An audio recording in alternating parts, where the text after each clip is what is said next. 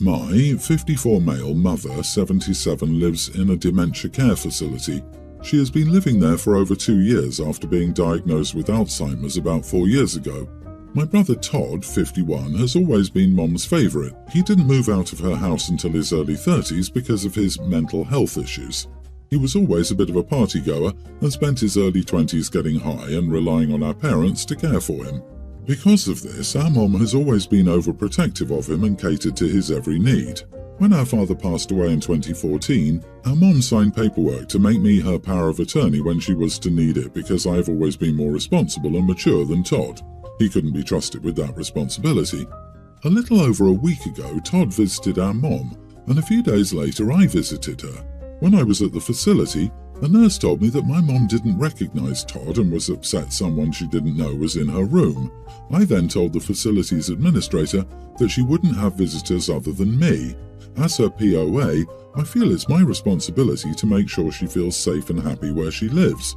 Since she doesn't recognize family often and could get upset when someone she doesn't recognize is in her room, I told the facility staff to not allow visitors except for my wife and me. We're the ones who see her the most and are the ones that are most involved with her care. I didn't want to do this, but it's what I felt I had to do to preserve my mom's happiness as much as possible. Now, my brother and his daughters, my nieces, have been texting me constantly for the past week, calling me an idiot for not allowing them to see their mom or grandma. I explained that this wasn't about them, it was about my mom and what was best for her.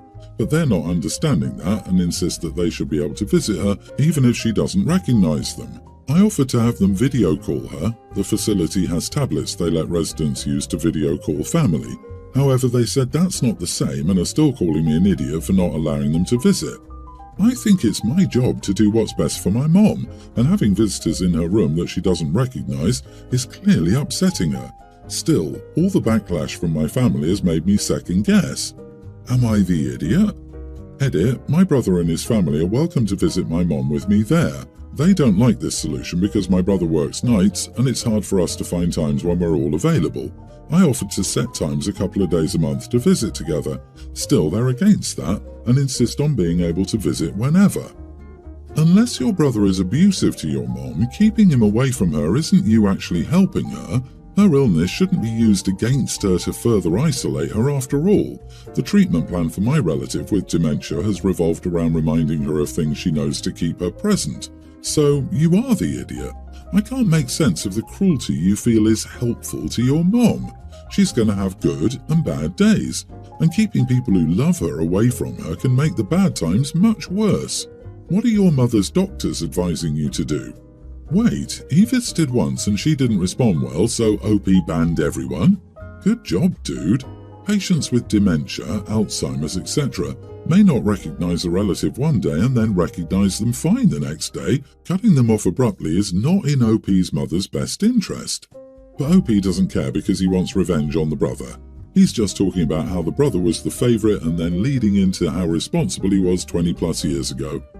You hit the nail on the head. This screams isolating to get everything when she croaks and no one can say otherwise. So no one can visit OP and their wife. Doctor agrees? I feel bad for the woman stuck with OP as POA. What are you planning to do if the time comes when she no longer recognizes you? Exactly. How cruel of you to not let your brother and other family members see your mom. How vile of you to exercise your power to take that from them. What you did is disgusting because people with dementia have good and bad days. It sounds like you feel bitter about your brother being favoured or babied by your mom, and now you're just trying to hurt him as revenge. I, male, 42, have 3 kids. A son, Isaac, tween, with my ex, who is no longer in the picture, and twin stepdaughters from my wife's previous relationship, Emma and Ava, pre-tween. Isaac's birthday is next week and he said he wants to go to the movies and asked if he could bring 2 friends along. Of course I agreed and we planned a day of fun, arcade, pizza and a movie. These were all activities I knew my son and his friends, nerdy middle school boys, would enjoy.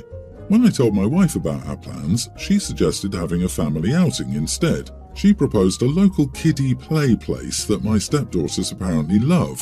I said that Isaac and his friends would be very disappointed and that he wouldn't have fun at the kiddie play place. She tried to convince me that Isaac could still have fun because there was an arcade, 2 claw machines, a pinball table, and a small DDR machine. She also said that since he sees his friends at school daily, family time should be prioritised over friends. I told her forcing Isaac to spend his birthday at a kiddie play place instead of with his friends was unfair. She accused me of favouritism and of not loving my stepdaughters as much as Isaac. This hit me pretty hard because I grew up with a stepfather who neglected me in favour of his own kids, and I've been trying my hardest to be the father figure I never had. As a result, I've been spiralling down a rabbit hole of doubt about my own choices, and for the sake of my own sanity, am I the idiot? OP, please read what you wrote. Your wife is so manipulative. She's gaslighting the heck out of you, and I'm betting it's not the first time. Nip that manipulative BS in the bud right now, and if I were you, I would pay more attention to her attitude toward your son after this. She accused me of favoritism and not loving my stepdaughters as much as Isaac. Opie needs to turn this logic around to expose the hypocrisy of his wife. Why are you letting the non-birthday children dictate where the birthday child gets to have his party? If this will be the new standard for the children going forward, then I hope you enjoy having Isaac decide where Emma and Ava will be celebrating their birthdays. She's protecting her interests to ensure that her daughters get the maximum resources possible at the expense of everyone else. Just another selfish stepmother that OP should pay attention to when dealing with his son. What else is she prioritising her daughters over regarding his son? This dude is likely oblivious to what's happening in his house and in denial about the woman he married and the daughters she's raising. This is so true. He makes 50% more than her, he's her resource provider and replacement for the father of her kids. This woman doesn't give a rat's patootie about OP's son. She would certainly rather the kid not be there. But you know, she's only been around less than half of the kiddo's life. OP has done his son dirty by marrying this woman. Honestly, there's nothing to update on. My wife has given up trying to convince me but is not happy. My son, on the other hand, is super excited for his party. I'm preparing to ask him how things are when I'm not around, and I've been looking into therapists and child psychologists in the area. She insisted that my son should be happy to spend time with family. She called him selfish, not to his face but to me, for wanting to go off with his friends instead of spending time with his stepsisters. It's obviously illogical, but she won't get over it. My sister has 2 kids, a tween girl and a younger tween boy. Their father and my sister were married unhappily before he died. Both were amazing parents who loved their kids, but unfortunately they didn't work as a couple. Both were so young when they started dating, and then she got pregnant, and they fought to try and make a family work for the kids, but it only made them hate each other over time. Then he died and my nibblings were heartbroken. They were young, but he was one of their 2 favourite people. My sister remarried about a year ago, and she recently learned she was pregnant. She planned this big photo-perfect announcement with her husband, and the kids to show their excitement for the new baby and the growth of their blended family. My nibblings were not excited, and this was not a happy thing for them. They told my sister they didn't want to be a part of her announcement, and when she asked why, they said they hated that she was pregnant with someone else's baby and they didn't want to be a blended family. She was heartbroken. She questioned them on why, and they said her husband was just her husband and not their dad, and this baby isn't dad's, and how they wouldn't have chosen for a baby to come along. It's been weeks now, and my sister is mourning the announcement she planned, and I think she's holding on to some negative feelings towards the kids. She dropped the ball a lot on this because clearly she never asked her kids how they felt about her husband or about the changes that had come into their lives. She just assumed they were happy, and now her bubble has burst. The kids told me the other day she was different with them now, and they wondered if they could live with me because they think their mom just wants her new family now and not them if they don't want the new family. This was when I knew I needed to speak to my sister. She told me how much of a shock it was for her kids to say they weren't excited and didn't want the family they had. She also told me how much it broke her heart that they didn't make the announcement for her. Now she won't be able to show the baby this exciting, loving announcement as they get older, and she won't be able to show how the whole family was excited about their arrival. I told her she needed to let go of the fact she won't get her announcement as she wanted it. She has 2 kids who need her, and she needs to help them through this because they think everyone would be better off if they live with me, which is not good for them to feel that way. She told me I was being unfair and piling on about something she was upset about. I told her she always told me being a mom came first and her kids' needs came first, which meant sometimes adults had to deal with their crap quickly. I told her that was what her kids needed right now. She still told me I came down too hard, but I think it sort of worked. She's still not happy with me though. So, am I the idiot? Not the idiot. I can't imagine how oblivious or detached someone must be to be planning a pregnancy announcement and still not know how her own children feel. It's not like they're that young either. Both are more than old enough to voice their opinions. The kids' reaction and their mother's shock are enough evidence that she has been the idiot. Maybe it was just a massive oversight and she was so blinded by the new marriage and pregnancy that she forgot she already had older kids with their own thoughts and opportunities. Or is she really trying to just replace them with a new family? I don't know. Either way, she dropped the ball hard, and your comments either served as a wake-up call or just called her out. I call that type of parent plug and play. Lose your spouse? Find a new one and plug them into that slot. Then of course the kids will be happy. Someone is filling that empty slot. No need to talk to them about the situation. They're just kids and they'll adjust quickly. A new baby with a new spouse? No need to talk to the kids because they'll welcome the new sibling and we'll all be a big happy family. We see all too many plug-and-play parents, and the emotional wreckage they call lasts for years, if not decades. 2 weeks ago, a college student that lives in the apartment next door went door to door to every single apartment on our floor and the floors below and above us to warn each neighbour that she had her college exams coming up and she was studying, so we better not have any parties until the end of this month. She was somewhat kind, and having been through the stress of exams, I was compassionate.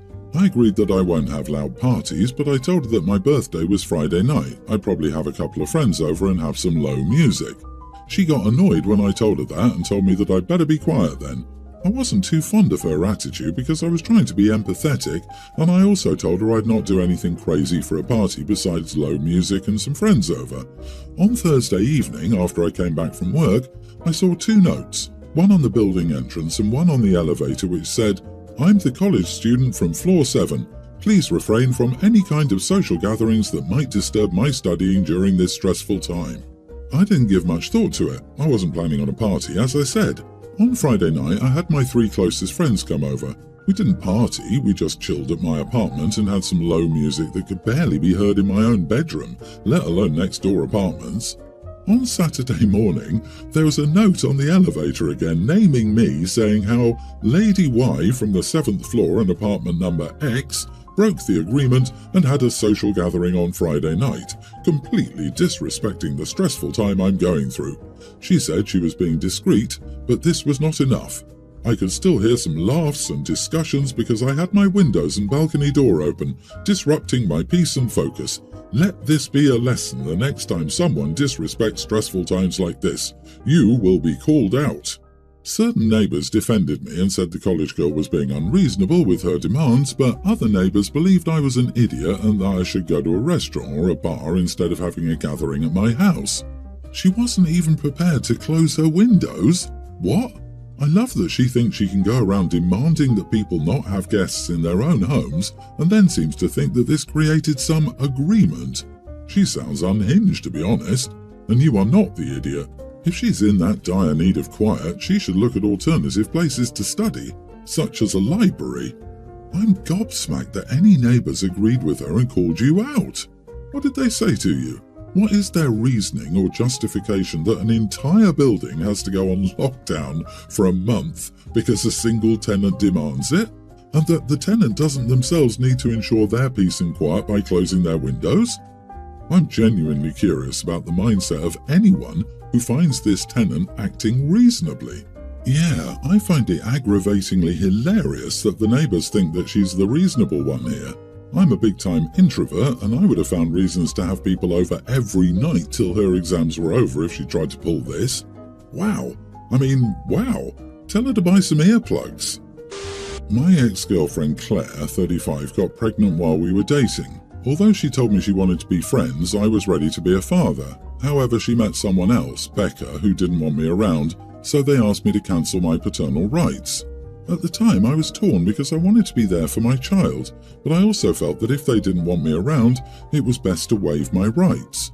After fighting for a while, I eventually gave up because it was clear that they didn't want me there. Fast forward 13 years later, Claire and Becca are going through some stuff and they want me to pay child support. However, the court has already ruled that since I waived my paternal rights, I wasn't legally obliged to pay child support. Despite this, Claire is calling me an idiot and a deadbeat, and she's even calling my family and getting them involved. While I understand her frustration, I don't think it's appropriate for her to involve my family in this matter. So, am I the idiot for not paying any child support? I told her I wasn't giving her a dime. Not the idiot. They didn't want you to be a dad, so you aren't a dad. They're only regretting their decision now because they need money.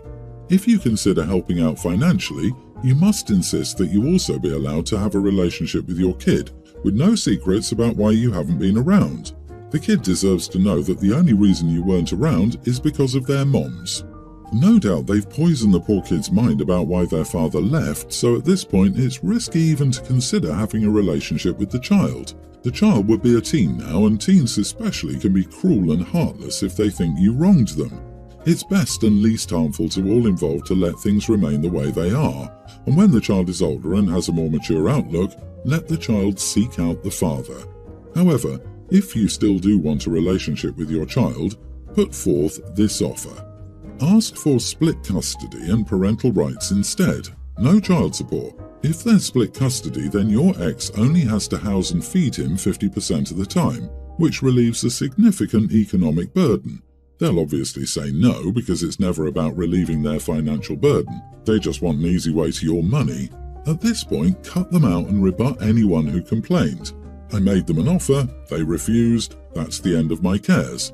Though also keep in mind you owe them nothing. It's about wanting the child to build a relationship with you and know the truth.